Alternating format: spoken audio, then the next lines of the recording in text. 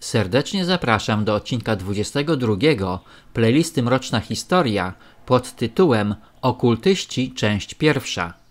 W poprzednim odcinku 21 opowiedziałem o tajemnym obrzędzie templariuszy. W tym odcinku opowiem o sekcie okultystycznej zwanej Albigensami. Można powiedzieć, że od samego początku sekty okultystyczne istniały dla dwóch celów: ezoterycznym i politycznym. Manichejczycy, pierwsi Izmaelici, Bogomiłowie i Lucyferianie zajmowali się głównie doktrynami religijnymi lub ezoterycznymi. Natomiast późniejsi Izmaelici, Fatymici, Karmatyci i Templariusze połączyli tajemnicę i okultystyczne rytuały z politycznym celem dominacji. Doktryny dualistyczne przypisywane templariuszom posiadali również Bogomiłowie i Katarzy, którzy rozprzestrzenili się na zachód z Bułgarii i Bośni do Francji. Katarzy pochodzący z Bułgarii zyskali przydomek Bougres, oznaczający osoby uzależnione od nienaturalnych nałogów. Katarzy z południa Francji po roku 1180 zasłynęli jako Albigensi. Nazwę tę przyjętą od miasta Albi, chociaż ich prawdziwa siedziba znajdowała się w Tuluzie. Albigensi byli nazywani chrześcijanami, chociaż niewiele mieli z nimi wspólnego i hołdowali tajemnicom gnostyckich i manichejskich doktryn oraz powiązani byli z joanizmem, gdyż podobnie jak ta wschodnia sekta twierdzili, że posiadają własną Ewangelię świętego Jana. Albigensi zostali podzieleni na zainicjowanych, nazywanych perfecti, doskonali, i w połowie zainicjowanych credentes, wierzący. Perfecti, stosunkowo nieliczni, prowadzili surowy tryb życia, powstrzymując się od jedzenia mięsa i wyznając odrazę do przysięgi lub kłamstwa.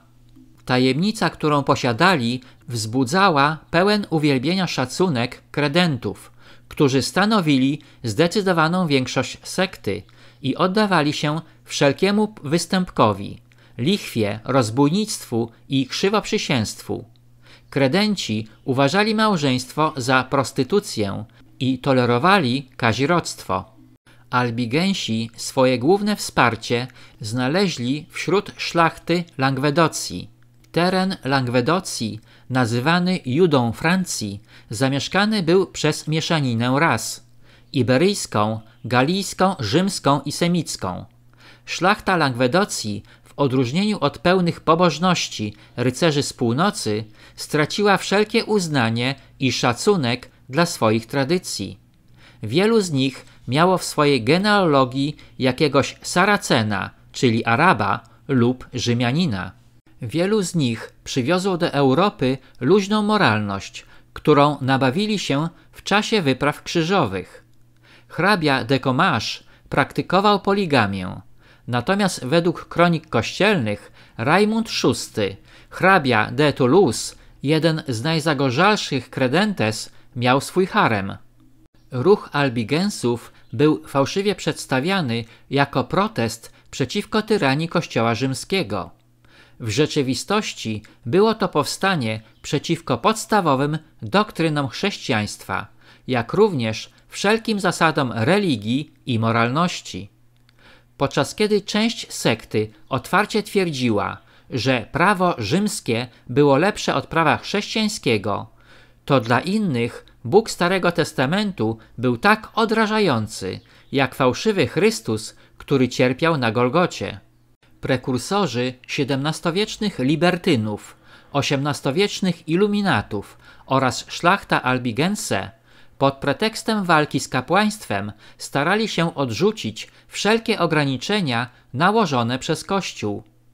Niepokoje, które miały miejsce na południu Francji, nieuchronnie doprowadziły do represji, a Albigensi zostali stłumieni z całym okrucieństwem epoki. Fakt ten wykorzystali niektórzy historycy, przedstawiając członków tej sekty jako szlachetnych męczenników i ofiary kościelnego despotyzmu.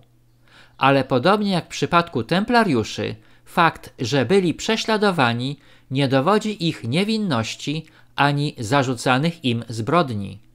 Na tym zakończę odcinek 22, w którym opowiedziałem o sekcie Albigensów. Serdecznie zapraszam do odcinka 23 pod tytułem Okultyści, część 2.